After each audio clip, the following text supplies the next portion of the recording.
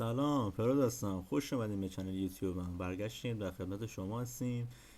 پس از این مدت طولانی واقعا شرمندم.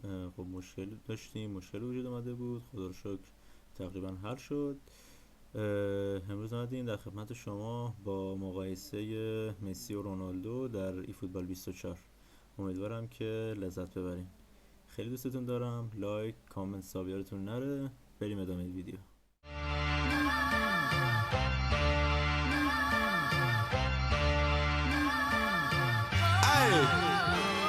Hey, hey, hey, hey.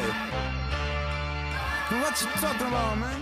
خب اومدیم تو ترکیب اول قدرت ها و آمار و اینا همه چیشون رو بهتون نشون بدیم. اینم رونالدوی پرتغال، قد و وزن و سن و لایو آپدیتش همه چیش هم هست. اینم قدرتاشه. بله، کیکینگ پاور رو با اتکینگش قابل قبول، یعنی بالای 90. بقیهش هم تقریبا خوبه برای مهاجم نوک. بعد خلاصه همه چیش اینم آماراشه. اسکیلش هم ایناست، پلیر اسکیلز. بعد دیگه چیزایی که نیاز نیست. این بعد اینفورمیشن هم برای اینکه چقدر دیگه تایم داره، چند تا بازی بهش انجام دادیم و چند تا گل زد با چند تا پاس گل. 83 تا بازی کردیم باش، 80 تا گل، 22 تا پاس گل. آمار خیلی خوبیه برای یه مهاجم در سن 38 سالگی. خب اینم از رونالدو. حالا بریم سراغ مسی. اینم لیونل مسی آرژانتین، جام جهانی. قد و وزن، سن، لایو آپدیتش A، خیلی آماده است. بعد قدرتش هم 100 مثل رونالدو، ولی خب مسی قدرتش قابل قبول تره نسبت به یه بازیکن اساسی یا مهاجم یا خلاصه پلی میکر. خلاصه خیلی بهتره. بال کنترل بالش، دریبلش، بعد پاسش دیگه نمیدونم، فیشینگش، دریبل و تکنیکش، بعد بالانسش و اینا همه چیش خیلی خوبه، بهتره، یعنی به عنوان پلی میکر اوکی تره. بعد پلیر اسکیلش هم دابل تاچ و بعد کاپیتالیتی هم داره. خلاصه اینم از این. با مسی هم 82 تا بازی کردیم، 35 تا گل، 15 تا پاس گل داد. قابل قبوله، خوبه. خلاصه که بریم توی انجام خیلی چیا اونا رو ببینیم، مثل ضربه آزاد، شوت، 1 و 2، اینا همه رو میخوام الان باهاتون بررسی کنم و بریم که داشته باشیم. خب اومدیم توی تمرین رونالدو رو بررسی ارزیابی کنیم برای شما. اول خلاصه کار رو انجام میدیم باش، بعد برای هر کاری که انجام داد یه نمره بهش میدیم، حالا شوت، هد، هر چی هست نوبتی همه رو انجام میدیم. اول بریم سراغ آردو و بریم سیاست ببین چجوری آردو میزنه. عالی، واقعا شاهکار این بچه. 1 از 10 بهش نمره 10 میدم، خوبه. حالا شما هم دوست داشتین بر خودتون نمره بدین.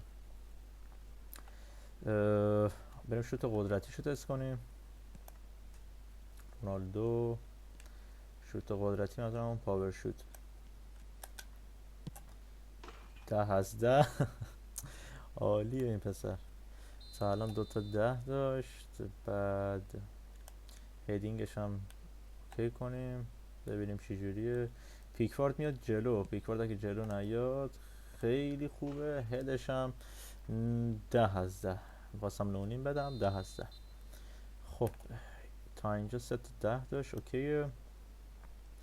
بعد ببینیم بیرون پا هم میتونه بزنه، اسکیلشو داره یا نه.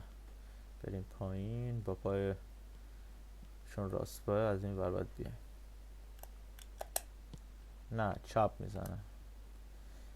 خب در کل 3 تا 10 خوبه به نظرم برای مهاجم نوکی که تو سن 38 سالگی هستش، نمره قابل قبولیه.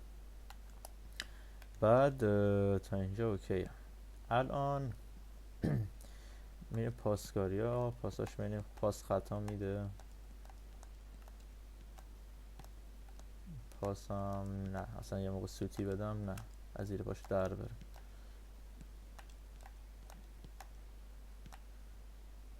اوکیه در کل. خب بهش از لحاظ فیزیک و اینجور چیزا هم نمره 9.5 رو میدم، چون دیگه سنش بالا رفته. پنالتیش هم ببینیم. رونالدو قدرت پنالتی 91. خوبه، قابل قبوله. خیلی قابل قبول نیست ولی قابل قبوله.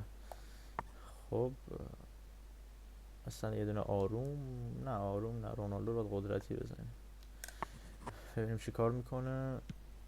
خوبه. یه بار دیگه هم تست کنیم زاویه اونور.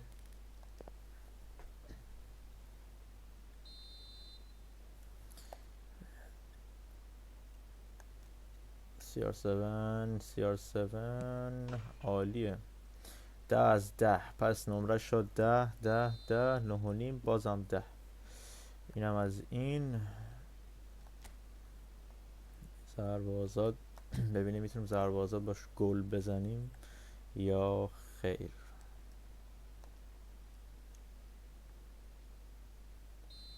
مارادونا جان درسته شما اسطوره هستی، ولی خب حالا قدرت رونالدو 79 بود تو ضربه آزاد زدن. ببینیم چی جوریه. خیلی پر کردیم و قدرتش 79، چون دیگه سن بالا بره آدم ضعیف میشه. ای روزگار بی وفا. دقیق. امیدوارم خیلی پر نکرده باشم. تیرک. واو. خب چیشو تست کنیم. در کل ایسکایش هم خوبه، نمره 8 بهش میدم. شاید من نتونستم ایسکایشو گل کنم. بریم زیر دیوار دفاعی. میتونه ایسکایشو بزنه، از زیر رد بشه. یکم بیا راستر. خیلی رفتی عزیزم. اوکی رونالدو جان عزیزم، عالیه. به این ضربه آزادش 9.5 از 10 میدم. در کل خوبه. بعد از اینجا هم تست کنیم براتون.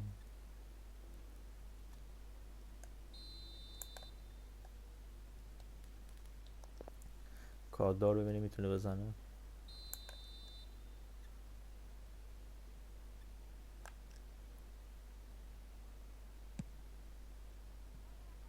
کادش هم خوبه، بد نیست. 7.5 8. خب اینم از عملکرد رونالدو توی اینا. کلمتون نشون دادیم، هد و پاس و شوت و فیزیک و خلاصه تکنیک و ایناش. بعد بریم سراغ مسی. امیدوارم تا اینجا خوشتون اومده باشه، لایکتون نره. بریم سراغ مسی. خب برگشتیم. اینم ارزیابی مسی. اول از پنالتی ها شروع میکنیم، ببینیم چجوری پنالتی میزنه. قدرتش هم ببینیم. اول 99 خیلی عالیه برای پنالتی زن.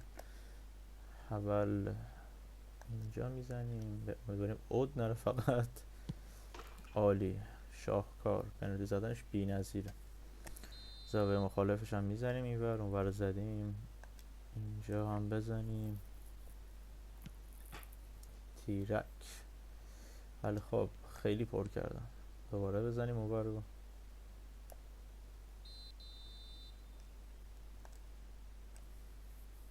یعنی چجوریه؟ زیر تاق.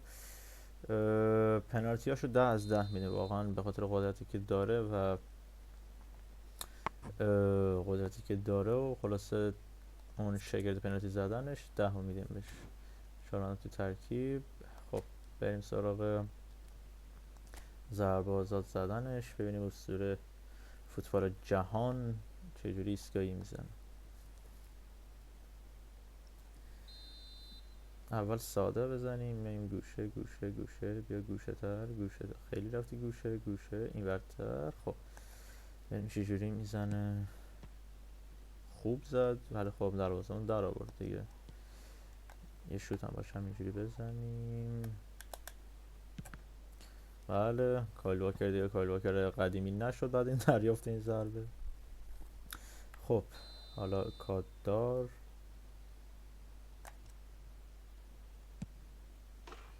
عالی زد 10 ضربه آزاد چون 3 تا میزنیم مجموعی بهش نمره میدیم. یکی که عادی که بد نزد خوب زد ولی خب دروازه‌بان گرفت. دومی رو 10 بهش میدیم. الان نمره کامل اسکیلی بهش ندادیم هنوز. ببینیم اینجوری فکر نکنم بره.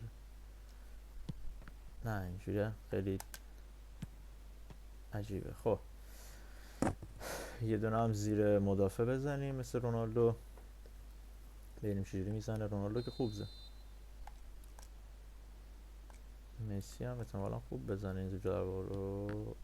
نه خب به ایستگاهی مسی نمره 9.5 میدیم چون در کل از نظر من 9.5. حالا شما هر نمره دوست داشتین میتونید توی کامنت ها بگین.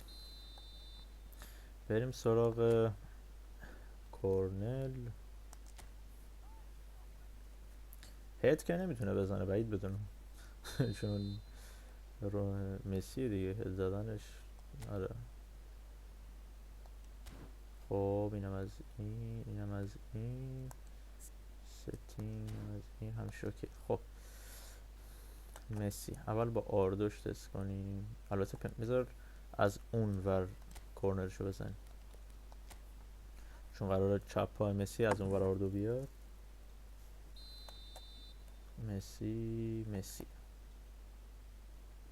چون این الان مدافع هم آورده یکم کار ما رو سخت کرده ولی خب دیگه اوکی میکنیم. خوبه بد نیست. البته عالیه چون باید چی تر باش بزنیم دقیق تر بزنیم. دوباره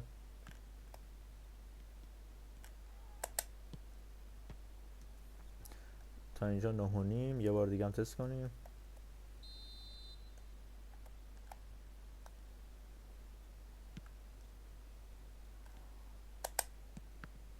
آها کایل واکر تو چرا قد اذیت میکنی؟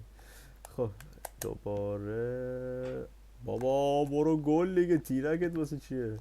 کایل واکر رو نکن. خب دوباره ای دوباره این دیگه باید بره. بابا داشتم میزدم. خب یه بار دیگه هم تست کنیم سومین بار.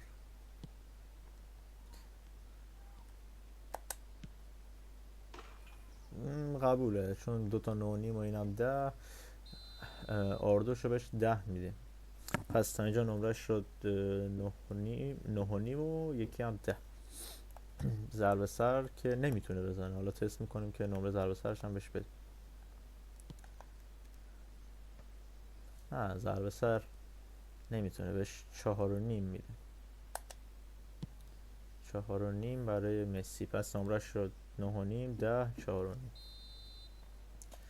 پاسینگش هم که بی‌نظیره دیگه. اصلا نمره 10 هم یعنی بهش میدیم چون خودتون داخل چیش دیده بودین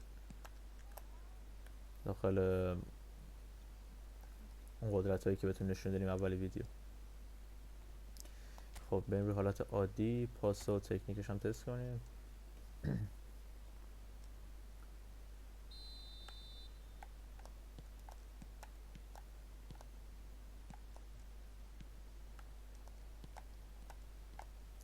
پاسش هم که میبینید مثلا خراب نمیکنه اوکیه. خب دوباره پاس عمقش رو ببینیم اوکیه. تکنیکش اوکیه. اینم از اینش. ببینیم بعدن هم میذاره. بعدن هم میذاره اوکی. نمره قابل قبولی میگیره مسی. شد 9.5 10 4.5 بازم 10.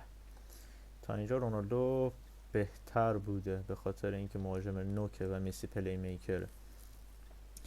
اینم از ارزیابی و بررسی مسی و رونالدو. در کل بخوایم نمره قبولی بهشون بدیم به رونالدو نمره 10 میدیم به مسی هم نمره 9.5 چون رونالدو مهاجم نوکه یعنی حمله است. مسی هم حمله هست درسته ولی خب پلی میکر بازی بیشتر. گلزن هم هست نمیگیم نیست. در کل به عنوان پلی میکری که خودش تگ این پلی میکری رو داشت نمره 9.5 رو میگیره و به عنوان مهاجم خیلی مثلا هدینا نمیتونه بزنه، نمره کمتری میگیره. ولی در کل هر دوتاشون عالیان. خودتون هم دیدین یه بار این بهتر بود داخل داستان، یه بار هم این. در کل نمره کامل و کلی بهشون بدیم هر دوتا رو 10 میدم. در کل جفتشون عالیان. خودتون هم میدونین هم این اسطوره است هم این اسطوره است. جفتشون هم خیلی خوب بودن. امیدوارم تا اینجای ویدیو لذت برده باشید. تا ویدیوهای بعدی میبوسمتون، دوستتون دارم. تا ویدیوهای بعدی بازم دوستتون دارم. خب حالا از شوخی بگذریم. امیدوارم تا اینجا رو خوشتون اومده باشه، لذت برده باشین. لایک یادتون نره، ساب یادتون نره، وقت کردین کامنت هم بذارین.